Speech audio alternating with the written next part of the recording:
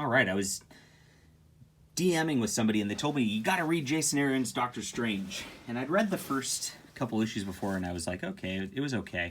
But I didn't go for it at the time. So I got this nice oversized hardcover version, and this is what we are going through today.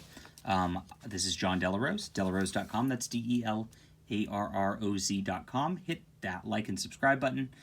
Go to my newsletter in the description below and sign up and get a free graphic novel. So I love these oversized hardcovers by Marvel. They got very nice spines right here. They got very nice compositions to them. You take off the dust jacket and you've got the beautiful art on here, which makes it kind of cool to get these. And then you have a good book inside. This is about perfect for me. The art is oversized, which makes me happy, and it's not too heavy to hold like an omnibus often is. So this is kind of my preferred format at this point. Whoa, I got it upside down. What can you do? I got the dust jacket upside down. So this one starts out, and the art is done by Chris Bocolo, really good, and then several other people kind of do these in between. And look at the just weirdness here. So I love these little weird vignettes, and that's why I wasn't super thrilled with it the first time I read with the first couple issues. Was these felt like one and done vignettes that they were kind of stringing together, and I wasn't sure where it was going. Once you find out kind of where it is going towards the later half of the book, it really starts to pay off quite big. And we get this librarian girl who shows up, and she's kind of helping him out, and kind of learning magic. A bunch of weird stuff's going on. There's something wrong with magic. You know, that's a plot that I've seen before, and it worked really well here. The pacing is super fast in Jason Aaron's work here, and like I said, I like the weird realms that he enters into through here. Now we find out towards the end of this that there are these like alien-ish creatures who want to destroy magic, and so they're purging magic across all the realms, and that's where the storyline really starts to pick up.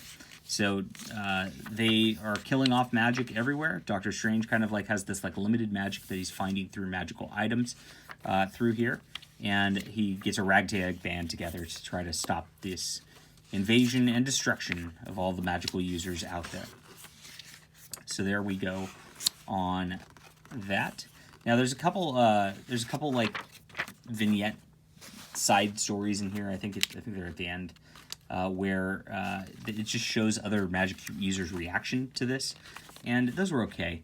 But the main storyline was excellent for the most part, and super fast-paced and gripping. The resolution was good. When they came back, things weren't all solved.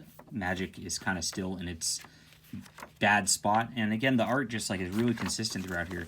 He's got this creature he summoned and made, who calls him Father, who's just this dark, evil creature, but he's been contained, and they kind of join forces. Just weird stuff. This is the artist Chris Bocolo really went all out in the designs of this, which makes the book. I mean, it frankly makes the book.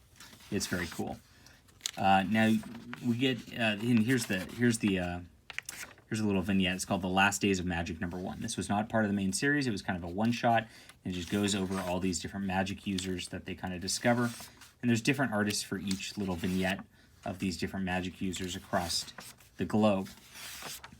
And this is the one part that's kind of skippable through here. So you get through here and you learn about these different deals, and that could have just not been in there. But it's nice, tertiary material. What bugs me is just it's like the events, when there's the side issues of the events, and you've got your main event, and then they try to sell you all those tie-in issues, and the tie-in issues don't quite work out. None of these were bad. It's just it didn't matter so much compared to everything else. But it was just at the back of the book. You kind of got your main storyline already done, and so by the time you get to reading that, you are kind of done with the story. Now, I actually recommend reading that last story. If you're going to read the side issue at the end, The Last Days of Magic, I believe it actually takes place between issues 6 and issue 7. So you might as well read it there, and then the characters, you get to know them a little better for the actual storyline. It works a little better than reading it at the end of the book. So I would recommend that on that level.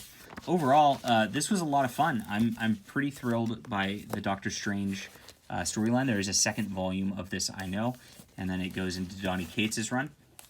So this is probably 8.5 out of 10. Some of the better modern comics I've actually read in a long time. So good work to the team here. Hit that like and subscribe button. We'll be back soon.